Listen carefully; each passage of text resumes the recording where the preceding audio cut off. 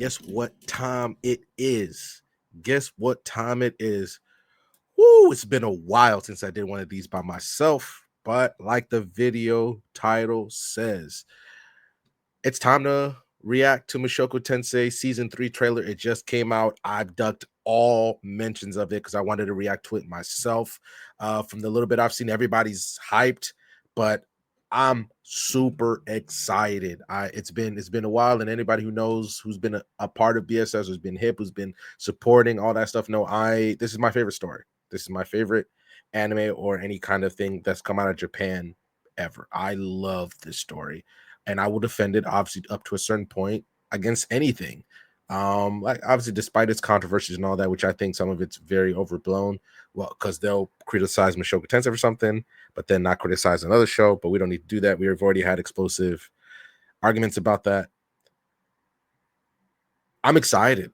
I'm really excited. I thought they'd take a little bit more time before the trailer came out, to just kind of try to fix some of the issues that I had personally in season 2. And if you ever want to keep up with that, I'll probably add a link in the description to this video where I did a whole series uh, on my personal channel where I talked about Mushoku Tensei. We talked about every episode every day. Santa was on there sometimes. Lonnie was on there another one. I had some of my other offline friends jump on because Mushoku Tensei is a great story. It's a fantastic story. It's one of the best isekais out, in my opinion, the best. But you know, I'm a fan. I'm biased. So I'm just curious to see how much they could cover, because what if for the people who don't know, Mushoku Tensei Jobless Reincarnation is about a man who gets reincarnated like every isekai. Now he does have problems in his personal life, but if you ever just break it down, you can watch plenty of videos and they'll tell you. And he gets a second chance at life, and that's truly what it is. It's a second chance at life. It's not really a power fantasy.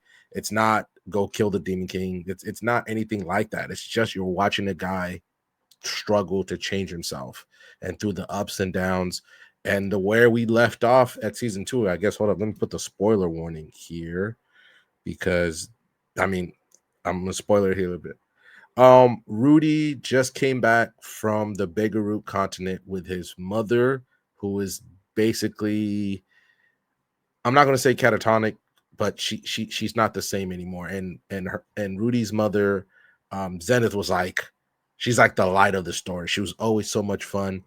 But after the Mana incident, or the Fatoa incident, where basically giant Mana storm happened and people from this region of the world got separated and got teleported all over the world.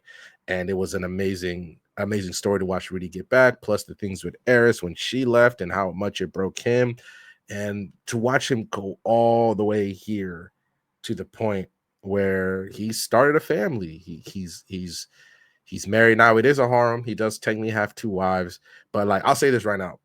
No, I'll stay on business. No other story earns a harem like Mushoku Tensei does. It legitimately earns it, and sure, you can say it's a harem, blah blah blah, whatever, but it doesn't matter. But now with his second wife and his family's coming all together, plus him mourning the death of his father, the story is moving on now. Because I've read the web novel, I've read the light novel, I'm reading.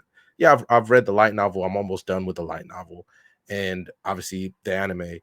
I think we're nearing about halfway through the story, and there's some really big things that are about to happen. So that's what my biggest thing is. I hope they don't try to cover too much at once, because some things are going to need some time to breathe. And I'm going to keep the spoiler warning up, because I'm going to be watching and pausing and all that, because I'm going to be talking. There's a lot of things we got to go over, but enough. Jesus Christ, it's already been 4 minutes since I started. Let's start watching this damn thing, because I'm excited. And I'm gonna take a huge swig of water, because I'm ready to goddamn talk. Shout out to Crunchyroll, I guess. There we go. Oh, hold up. I'm talking. Hold on. I'm dumb. I'm saying all this. I haven't even changed the thing up yet. I apologize, y'all. I apologize. I'm gonna keep this in there. All right. There we go. Let's start from the beginning again.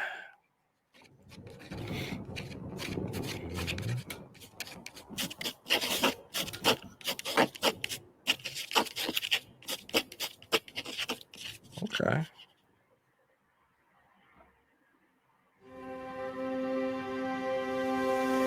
What's good, Rudy?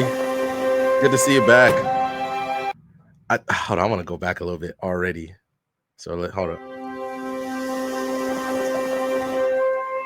So the one thing I really love about Mushoku Tensei is this family dynamic that it creates, and how important family is to him, because in Rudy's first life, he really squandered that, and it's something that he carries with him. Especially after the death of Paul, and how Rudy, that he just kind of confronts that fact about himself. And all this is, at every single point in the story, with all of Rudius's faults, they all get like they all get, what's the right word, examined or highlighted, and then he works to fix them, you know. And I'm gonna say this right now, like, obviously Mushoku Tensei is not for everybody. The same way Attack on Titan is not for everybody, you know. Berserk, whatever, pick a graphic story, or pick a mature story. So there are times, especially for me, when I first watched it, I hated Rudy to start. I really did. And you all this is just, at least the way that I interpret the story, is by the end of the story, I'm not gonna ask, did you like him, but do you understand his journey, his story? And like I said, Mushoku Tensei, I've said this plenty of times, it does nothing. Mushoku Tensei, and I'll say this again, Mushoku Tensei does nothing without a reason. And it's one of those where, obviously, it's not on the level of Berserk, where Berserk, the few happy chapters you get, you protect those with your life because you know something bad's about to happen. Mushoku Tensei is kind of the same way. Like, the happy times are amazing. Like, for an isekai, it does slice of life moments way better than most slice of life do, you know? And you gotta really um you gotta really what's the word, you gotta really embrace those, because when you hear the word turning point, especially the Mushoku Tensei fandom, things are about to radically change. And we've already been past turning point 3. I want to say turning point 3. So now we're approaching turning. The next one is turning point 4. But it's a good start. Good to see everybody. Norn and Aisha fucking around. Lilia, the family's maid. Um, what do you call it? That's his mom, Zenith. Sophie, his first wife, and their kid Lucy, and Roxy, his second wife. um it's good to kind of see everybody, because this is the best part about what anime gets to do. They get to kind of just show things that you only can kind of see in light novels, because things are gained and lost in every in an adaptation. But enough talking, let's get into this. I'm freaking look at them, man. Look at them. Hold on, I think I might need to turn this down. I might need to turn this down a bit, because I gotta, there we go. Look at them. There's hold on, let's go back. Get all the usual suspects in there, part of Rudy's gang. There's Cliff right here. Used to be a big hater of Rudy because he also liked Eris. If you watch the Eris OVA from season 1, there's Zanoba on the left. Um, one of like, he says he's Rudy's disciple, but he's one of his best friends, man. Thing about Zanobi, for the new people, he has super strength. He's like a Miko. It's like the people who are born in the world with extraordinary powers, but it's not super strength the way you think. He's not fucking Superman. Like, I mean, he is. I mean, he fucking is. But like, you ever just thought what a realistic depiction of super strength would be? It's Zanoba, because it's Zanoba. And then there's Julie. Um, she used to be a slave that they technically bought her. They bought her out of slavery, and now she works for Zanoba, and she's amazing. And also, they've been teaching her how to harness magic, and she's creating these little figures right here that she's holding. They're figures of Ruijerd, who I was a big fan favorite from season 1, and he's basically part of this he's part of a race that did a really bad thing in the past. And through these figurines and telling positive stories and things like that, Rui's been engaging in like a propaganda campaign to restore their reputation. And oh god, look at it, man. Everything looks good to that Mushoku Tensei style. There's Linnea and Persona, the two kind of big shots in the Rono Academy before they got there. And this is I know exactly what this is from. So like I said, I'm keeping the spoilers up. This is their fight that they're gonna have once they graduate from the academy to get to see who's the chief of their village. There's like a lot of things going on here. That's wow. That's a lot. I'm trying to exactly remember where this happens on the timeline. That's a lot. Wow. Okay. Manahoshi. Oh, Kishirika, she's the demon king who gave Rudy his eye that allows him to kind of see a couple seconds into the future. Okay, there's Luke. Ghislaine's back. Hold on. Luke. So this is if I know correct, this is Zenith's mom. You haven't seen her in the anime yet, but you have been to where she lives in the Eris OVA. Zenith's mom, she's a dick, but she's a dick. That's all. I don't want to spoil too much about her. She's a dick. She's like that pompous noble woman that you see. Yeah, she's basically that, but there's a lot more to her character, but I don't want to spoil a lot because I've already spoiled probably a little, excuse me, too much already. But let's go back in there. Ooh. I love this art style for them. Wait a minute.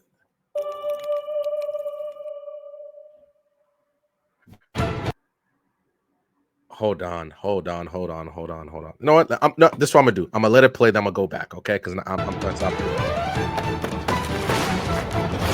Oh shit! Auber, the water god. Woo! Luigi and his fingers.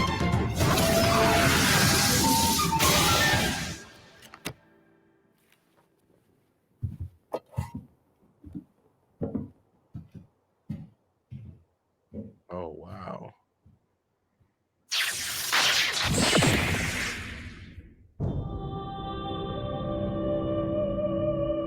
Oh my god!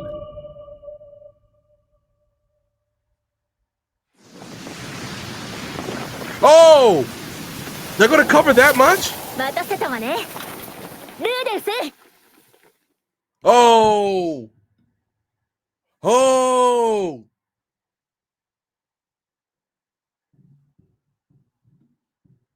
Oh, hold on. They're gonna cover to when Eris comes back? That's a lot. That's a lot you have to cover. I thought Eris wasn't coming back for at least like another season afterwards. Okay, so let me think about this real quick. Hold on, let me take this out. So from here, they're showing.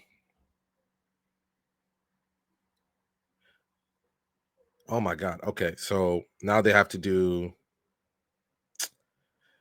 Roxy's officially integrated into the home. The man god tries something.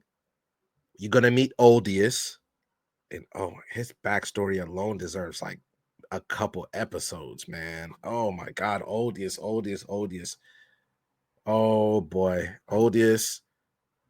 Then Rudy versus Orsted is gonna be a magnificent fight. I'm not gonna be out here. I'm saying magnificent for the story. I'm not gonna be out here saying it's gonna be one of the greatest fights of all time. It's not gonna touch Tekken versus Gyutaro. Um, Then you have Auber and the water god pull up. That's a lot. Yo, that's a lot to cover in one season. Let's just say it goes like standard Mushoku Tensei, which is 24 episodes. That's a lot. Hold on. Okay. I'm concerned that they're showing too much. Because now look, from here on, from when Rudy comes back from the Begaru continent with his mother and Roxy in tow, the story gets really, really deep, like really deep, really impactful. There's a lot of big things that are going to happen. That covering all that in a season is a lot, unless you're giving it like the Fearing treatment and it's getting extra episodes. That's a lot to cover in one season. I'm concerned. Don't get me wrong, I'm hyped. Don't get me wrong. When Eris comes back, that shit look good. It's a iconic moment in the goddamn light novel, in the web novel, in the story itself. Rudy versus Orsted is going to be oh my god. So that means that Mushoku Tensei has one more season then. 2 max. If that's what they're going to do. If that's the plan that they're going to go with. Okay. Okay, let's just go back. Let's go back and look. Let's go back and look, and I'm gonna break it down a little bit. So it's obviously this starts off with Rudy writing his diary, which is a big thing, and there's a lot of story implications, but I don't want to talk about that until the next season, probably, or until it comes up close. But this is just Rudy talking, and then obviously you see his family right here. You see his family. Good to see it. Look, Norn had her flowers in the last season. You know, I've always been kind of iffy on Norn, but look, her character arc is very good. It's very good. And even her grievances that she has with Rudy at the end of the season are notable, right? And I hope that they continue to focus on her and Rudy's relationship in the next season, because the one thing that Norn, over the course of her time, she understands how much Rudy works and at one point sacrifices for his family. So and they bond over that. Obviously, Aisha's great. She, if anything, she's just too smart for where she's placed in the story. She's way too good, and she will get her flowers. Ironically, she wouldn't get her.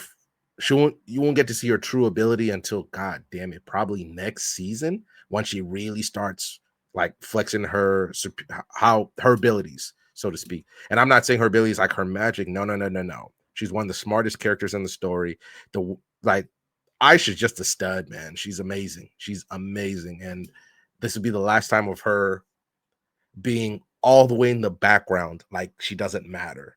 After this season, she will absolutely matter. And also in the oldest backstory that we'll get, you're gonna she's gonna be a real one for real. But that's a lot. Oh my god, I'm so let's look at this. Obviously, Linnea, Persona. That fight is gonna be interesting. I wonder how much they're gonna put in, because even this looks good, man. Like it just looks good for what Mushoku Tensei is. So Mushoku Tensei doesn't have the best animation out. It's not Reincarnate Slime. It's not. It.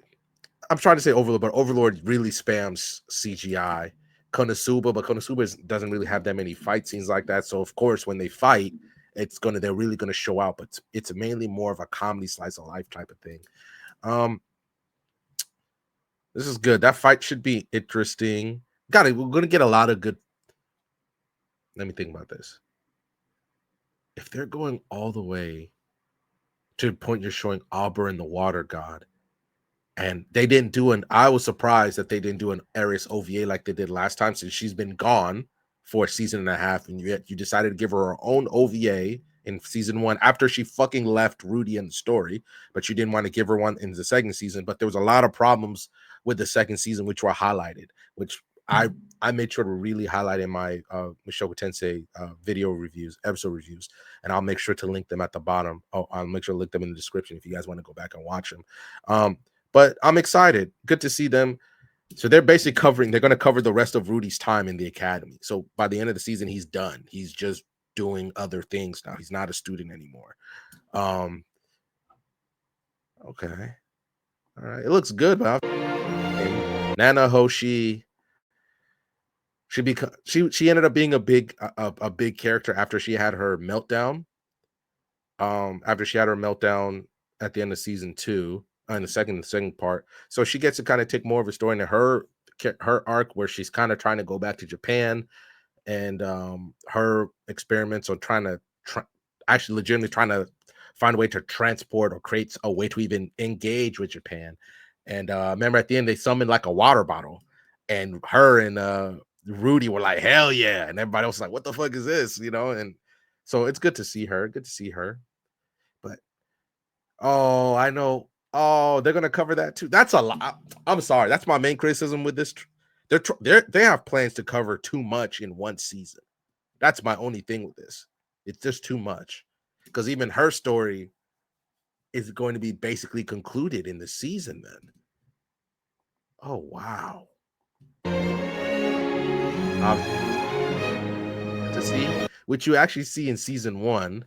You actually get to see one of his familiars at the halfway point of season one too, when I forget the familiar's name, but they fight Ghislaine, and that's a good little fight. So wow, okay. Kisharika, it's always a good time with Kisharika. I just wish she had better clothes. But so the reason Kisharika is a very, I guess you can say, is a very powerful demon king because she legitimately starts giving people demonic eyes. Like she gave Cliff the eye that can like analyze anything. Rudy just has an eye of like foreseeing the future. That he can see like a few seconds in the future, which helps him out in fights, especially against swordsmen, because Rudy's mainly a magician. Um, and she just lost all of her power. That's why she looks like that. That's why she looks so small. And her husband or her lover is Beta Gotti, the demon that shows up to Rudy's academy in the second season. It's always good to see her because she's always fun. She's always fun. Now Luke be pissing me off. All the all the homies don't like Luke. So that's Luke. Princess Ariel's attendant. He's basically just a scrub. Just a scrub. Um then you have I don't know what that means. But it's good to see Ghislaine back. Because we haven't as long as Ghislaine has been away, as long as Eris has been away, Ghislaine has been away. So it's good to see her back. She's a freaking stud as well.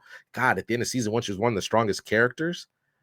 She was so great, and she's also Rudy trained her how to be able to be more analytical, like literally taught her, I believe, how to write numbers and things like that. So she don't get me wrong, it's always a good thing when Ghislaine comes back. Plus, also, I'm talking about she a muscle mom. What we talking about? What we talking about? Ghislaine, welcome back.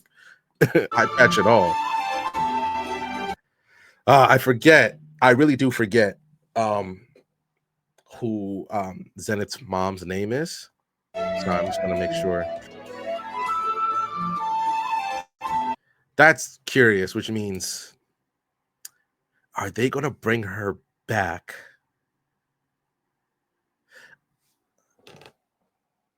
They're gonna they're gonna give her an episode. I'm literally thinking in my mind right now how they're gonna work each episode. Because I think what they should do, which they will, which they done in every season, they really focus on the slice of life aspect. But I think that part might be cut to make up for all the things that they're going to do. Oh my god! Oh my god! A lot of people are going to hate her. I'm gonna tell you that right now. A lot of people are going to hate this lady. They're going to hate her with a freaking passion. So they're back in the demon continent again. It looks like it's Rudy, Alinalize,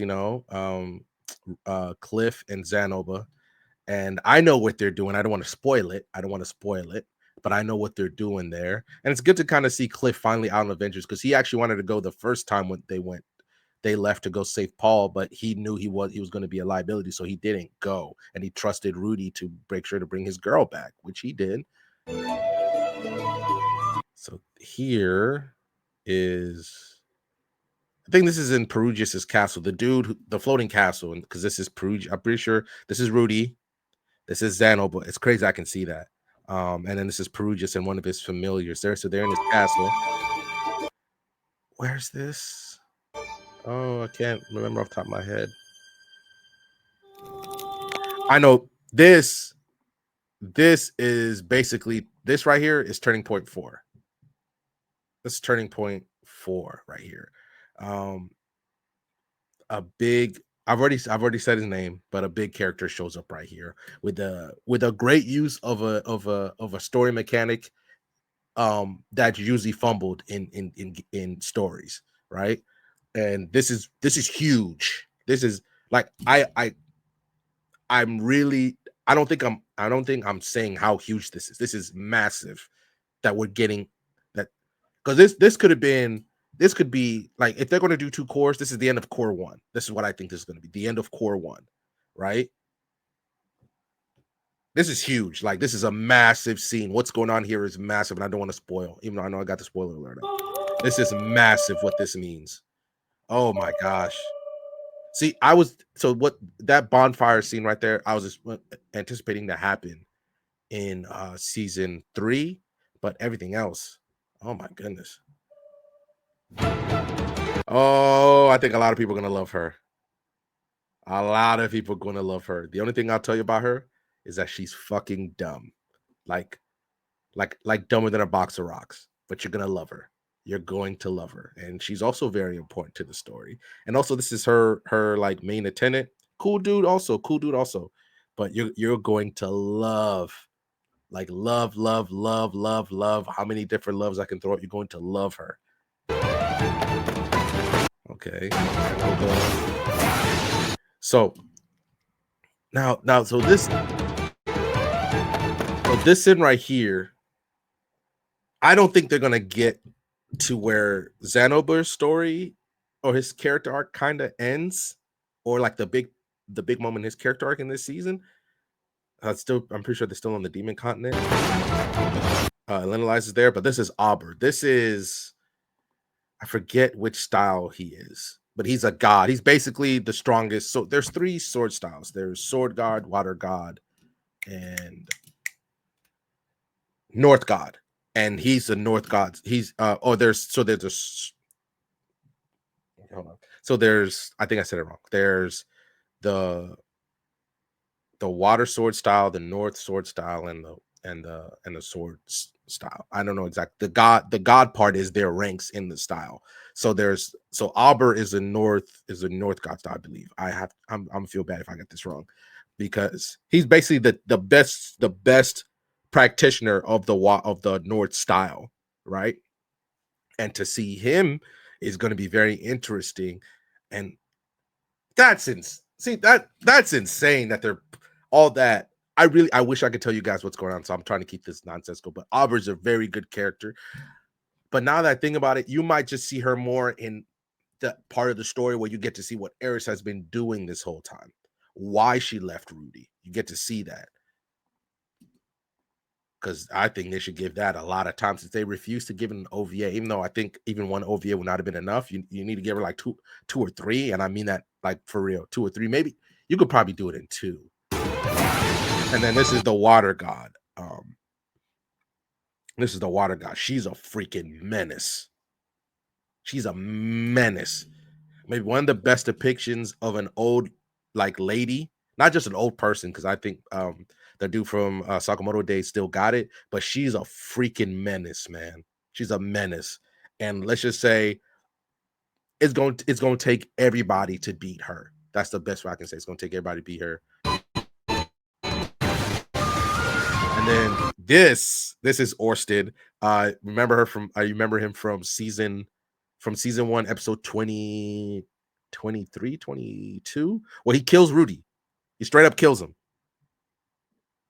He's a freaking monster. They call him the Dragon God. You could argue he's the strongest. He's the strongest person in the Mushoku Tensei world, especially when you learn about his backstory. And this scene right here is also massive. This is basically the climax of Turning Point 4 right here. So this is where I thought the season would end, is with this fight. But I just feel like, I'm trying to remember off the top of my head, I think there's just too much in the way of where Turning Point 4 is going to end. There's too much to show. But okay. There's Perugius on the throne here, all his familiars. This guy right here with the fox mask, I hope you can see like my mouse around him. He's the guy you see in season 1 who fights Ghislaine. Perugius is a stud. The only thing is, man, he's like Farron, man. If you're a demon, he's like Farron, and Al Farron's like, if you're a demon, she basically turns into Toby Rama. She's like, it don't matter. He don't really mess with demons like that. Like, for instance, when Ruby, because she's a demon technically, she cannot come. It does not matter. It does not matter if Roxy's the nicest person. If she just saves some humans, she ain't never allowed up there, if I remember correctly. So yeah, this fight. Woo! So this is Rudy writing his journal. Ooh. Now, when that scene happens, why the lightning is there, it's oh god, it's so important. That's good. It's good. It's good they didn't show too much. Okay. Okay.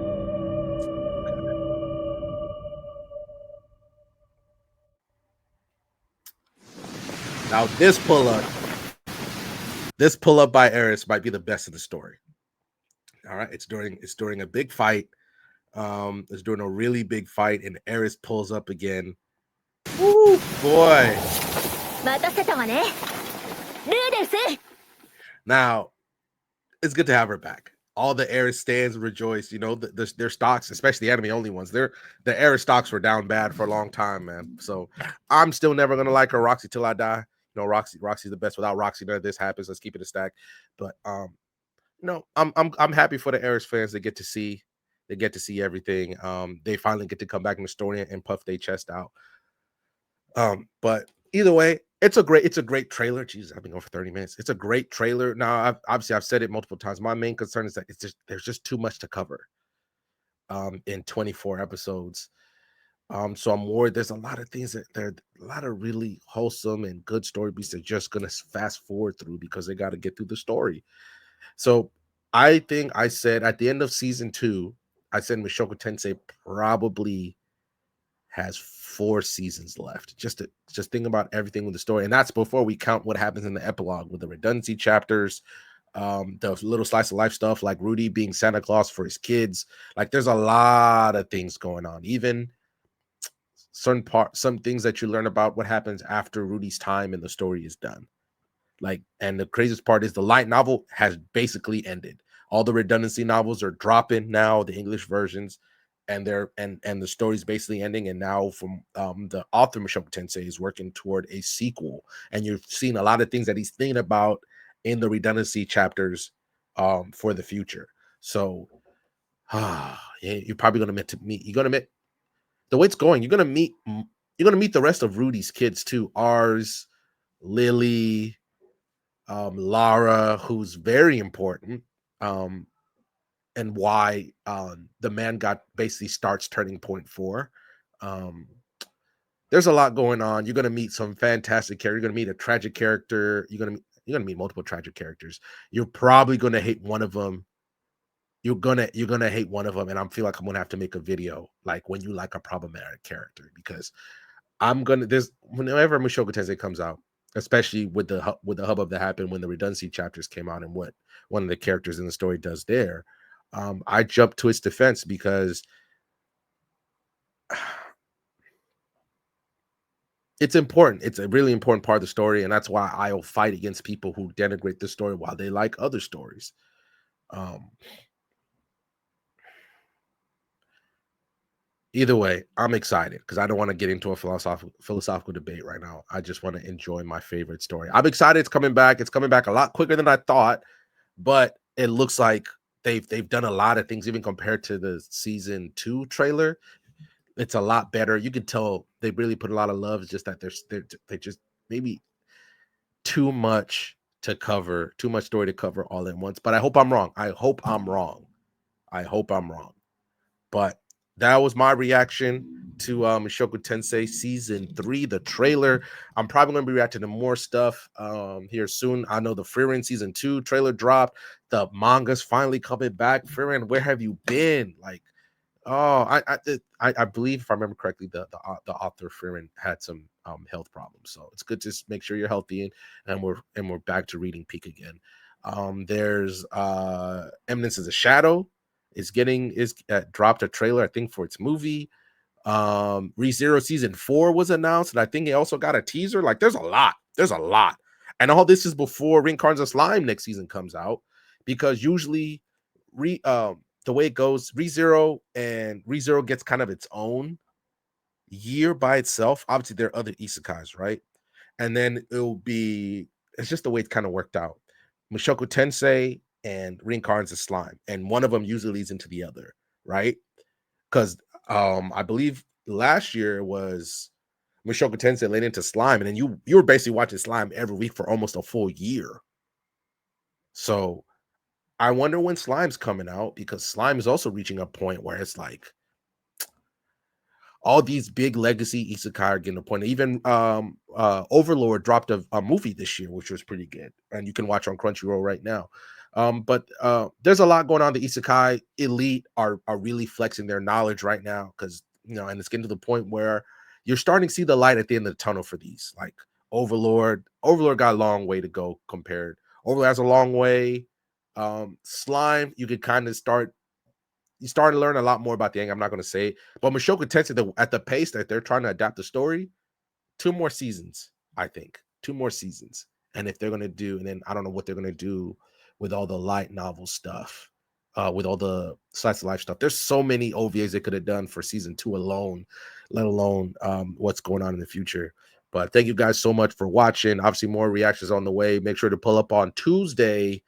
Um, I don't know the exact topic yet that we're going to be talking about, but obviously come support us. Make sure you like, share, and subscribe on our YouTube channel. We also have a Patreon where we're dropping stuff like the To Be Hero X stuff. I'm going through One Piece. I just got to Arlong Park, and like I said, I've just happened to be busy this week. But Nami asking Luffy for help and Luffy putting his straw hat on her was peak fiction. It was incredible. I enjoyed it. Now, in terms of early One Piece so far, there are things that annoy me about early One Piece, but I see why people like Luffy. Like Luffy's a very good judge of character, but he also annoys me a lot because he reminds me a lot of Michael Scott from The Office, and that's why I don't like The Office. You could say I'm weird, but it's just that I'm not saying Michael Scott's not a good character. He clearly accomplishes what he does in the office. Just that him as a character just annoys me, just really does. Same way with like Sheldon from Big Bang Theory. There's a few like just characters like that who are, I'm not gonna say quirky because he's a completely different person than what Michael is, but it's just like they both just, I don't know what it is, but they just annoy me, and Luffy gives me that same vibe, and I'm still going. Usopp Usopp's a straight punk, man. I don't like nothing about Usopp. So this point where they're saying I'm gonna agree on Usopp on something, I guess we'll get there when we get there. But I don't like him at all. He just be pissing me off for real. But yeah, that's it, man. There's so much going on. Also, I don't know if we have open dojo this upcoming week because it's today is the 6th of July. I don't know if we have open dojo coming up this week, but just make sure you stay tuned with everything Black Sensei Society, where we got a lot of content coming up, and also with Lore of Mysteries, To Be Her X still going, and Rascal Does Not Dream of Bunny Girl Senpai, which is for me and Lonnie and Santo. There's so much going on right now. Anime's on fire. Even in the summer, they're burning up. So thank you guys so much for watching, and we will see you next time with more reviews. All right. Bye.